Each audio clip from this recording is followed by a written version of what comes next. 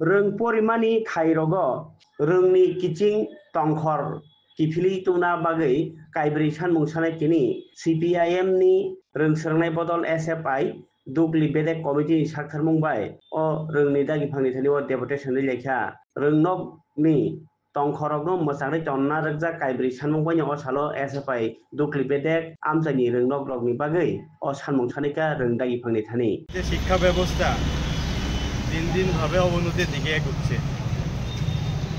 গত 2018 সালের পূর্বে যদি আমরা লক্ষ্য করতে পারি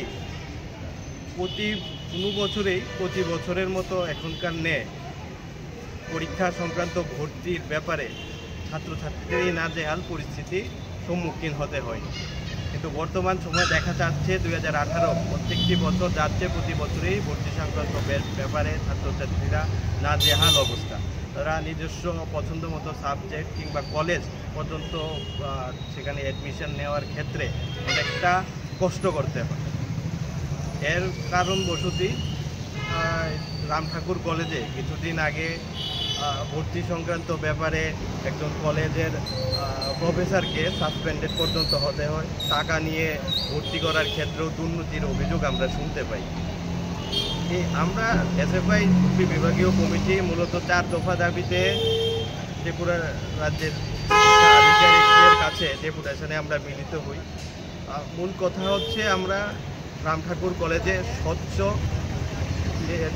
অ্যাডমিশন যাতে আমরা করতে পারি, সকল ছাত্রছাত্রীরা যাতে ভর্তি প্রক্রিয়ায় অংশগ্রহণ নিতে পারে, ভর্তি হতে পারে, তার নিশ্চয়তা করতে আমরা এখানে আসি।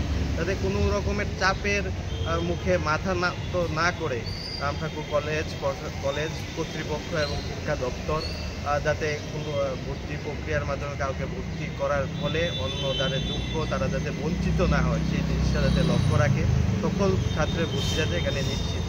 আরেকটা বিষয় হচ্ছে কলেজের মধ্যে আমরা শিক্ষার পরিবেশটা আমরা ফিরে পেতে চাই।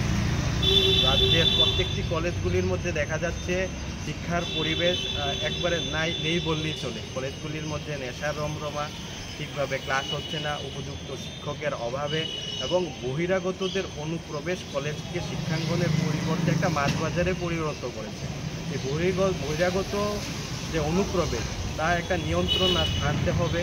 একটা রেজিস্টারের মাধ্যমে কে আসলো কে গেল তার একটা হিসাব যাতে কলেজ কর্তৃপক্ষের কাছে থাকে, সেই দাবিটা যাতে রামঠাকুর কলেজের নেই প্রত্যেকটা কলেজের মধ্যে একটা সুস্থ বহিরাগত ব্যবস্থা, কাকে এলো কে বাইরে গেল সে ব্যবস্থাতে নিয়ন্ত্রণ করা যায়, সেই বিষয়টা যাতে উচ্চশিক্ষা আধিকারিক বিষয়টা যাতে দেখে, সেই দাবিগুলো শিক্ষা আধিকারিকের কাছে আমরা নিতেছি।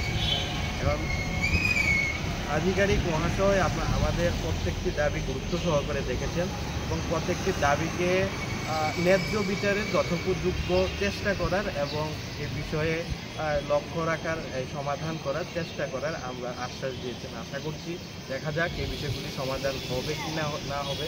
যদি আগামী দিনে তা যদি না হয় আগামী দিনে এসএফআই হুগলি বিভাগ আরও বেশি ছাত্রছাত্রীদের নিয়ে আরও সেই ছাত্র সংগ্রামকে আরও জোরদার করে একটা